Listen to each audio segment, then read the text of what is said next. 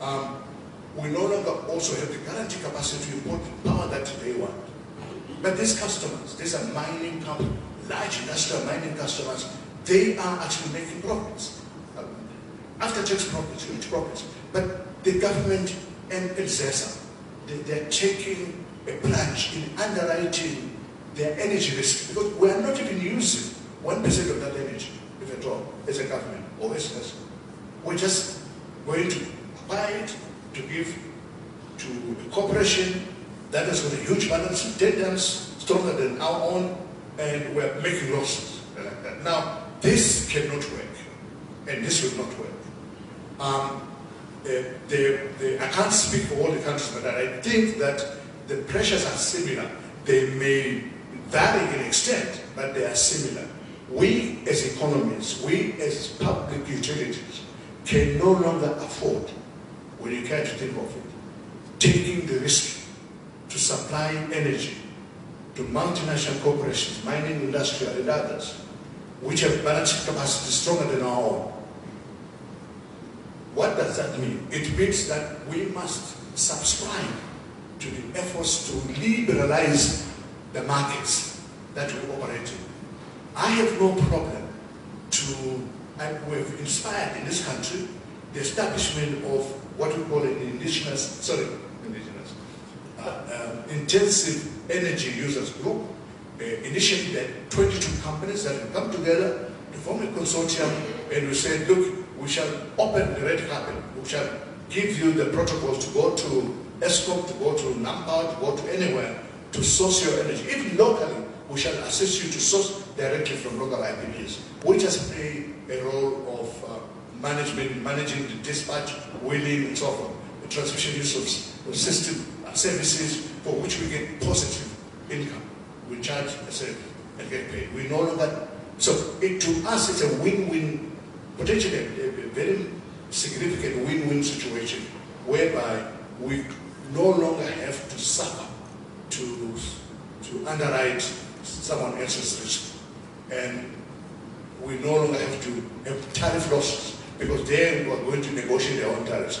All we do is to promote the transaction.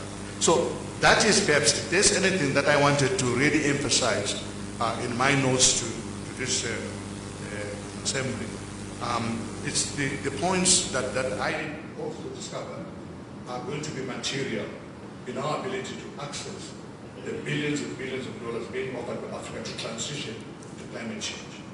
Then, in the domain of markets, we must also I think we can take a lead role in promoting the green industrial parks, because not necessarily for the benefit of our utilities, but our nation. Because what has been happening is that there are ships that come, I put it in very layman terms, there are ships that come from Japan, from America, from Europe, from Korea. They come and take our minerals. I'm not Julius Malema. I'm not putting a political word. They come and take our minerals, ship them to the Ruhr Valley of Germany, process them, and then we buy back conductor, we buy back equipment, even more, we buy back industrial products that are made through our minerals. The discussions I sense and discovered, in the conference I understand that their plan B, especially to the emergency in Ukraine, is to promote hydrogen as plan B to fire their industries.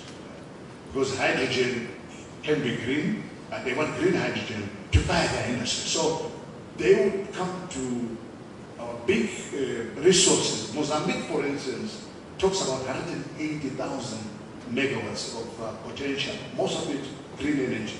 And they would like to set up hydrogen manufacturing facilities and then load their ships with hydrogen, go back to the Ruhr Valley in Germany and manufacture using hydrogen energy.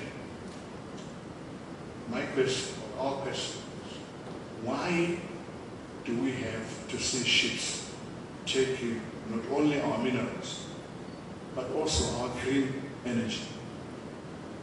Why do they need to set up those industrial parks? Yeah, because where they are going, they are going to set up green industrial parks. In many cases, these are new assets that they are developing. I saw one massive one in the north of Sweden. Those kinds of things are beginning to be established. We must inspire our government, and I think we have the key to this, because we are the producers of the green energy, or the operators that will make those green economies happen. We can send a word, Council of Ministers, we can research this and send a word and say, try to use this opportunity, this climate change emergency, to change the structure of industrial development and operations in this world, so that the green energy becomes the base, its location becomes the base of location of future industries. In any case, it is energy thermodynamically more efficient and economically more efficient to, if you look at the great in DRC, why should you use all that cheap energy, renewable energy, to produce hydrogen that goes to fire somebody else's industry? Why they don't bring those industries here? Because in terms of thermodynamic or economic efficiency, you don't have to convert to the hydrogen with losses. You don't have to fuel machines which come up and down. You use the the energy in its first form of production, which is electricity, solar, PV, or hydropower. So this is a message that we tended to call all African delegates that would get together. We were digesting this message, and I said to myself, the next time I get back home, my colleagues in the SAPP, I'm going to spill the beans as well. I could go, I'd be happy to rambling on, with the package short, by extending once again my profound appreciation for your presence, your audience, your interest, and I wish this forum a successful result. Thank you.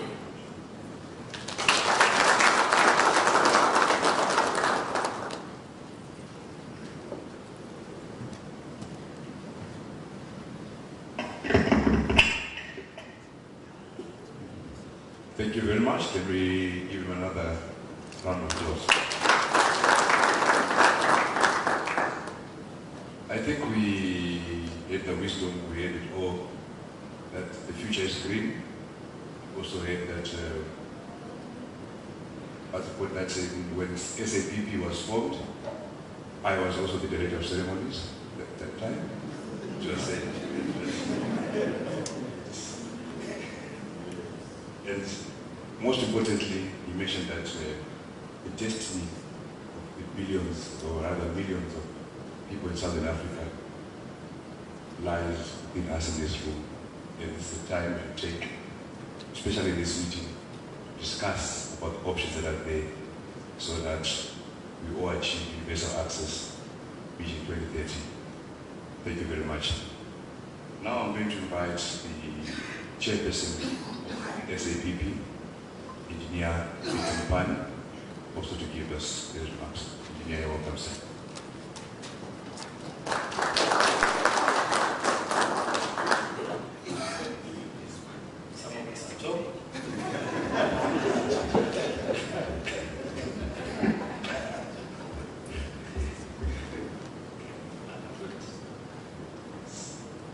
Good morning, everyone.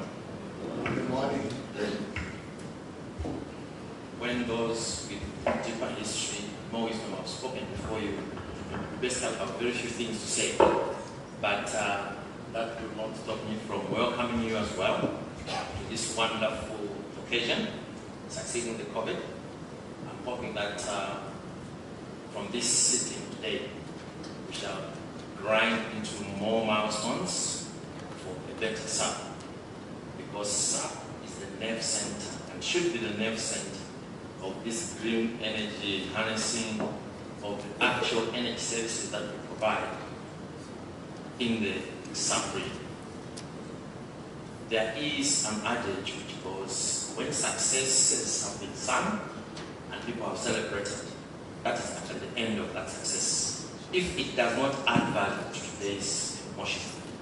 So we need to look back on our successes and tick them off the box and build on to go ahead to do greater things. And the great minds seated in this room today, I'm sure, have it in them that we can go further as SAPP.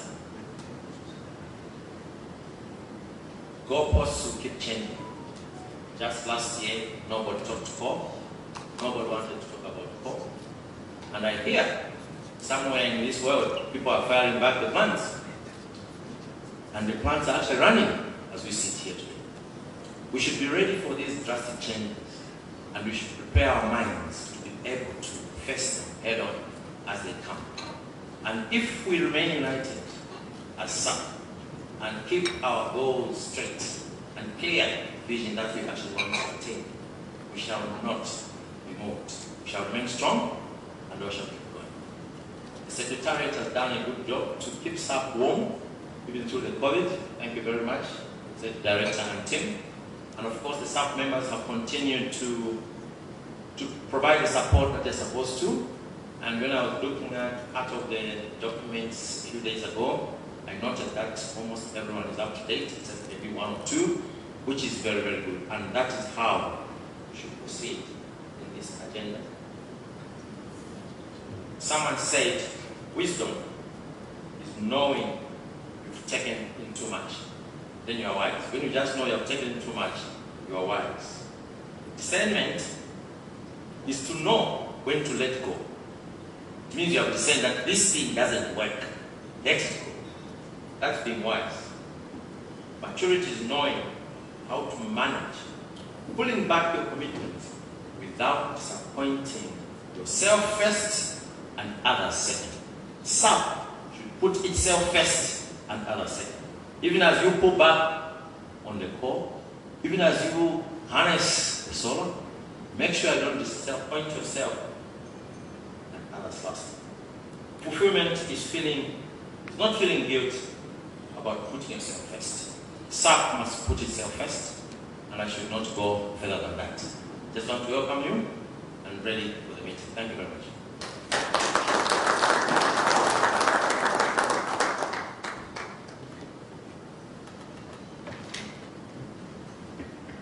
Some of us are not short, we're not tall.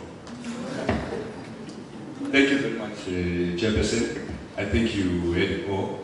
Most importantly, you mentioned the issue to do with unity. If we remain united, I think that's our rallying point, and it's very, very important. So this time now, we're going to have a 5-minute smoking break, whereby we have members, all the members who are not in the executive committee. We're now going to be having our closed door meeting. Then we'll meet at 2:30 at the SAPP offices. Then, of course, at the GATA dinner. If you heard that from Chairperson, that wisdom is when you know that you're taking too much, and discernment is when you know when to let go. So, at the Director of Ceremonies, it's bye-bye for now. I'm going. Thank you.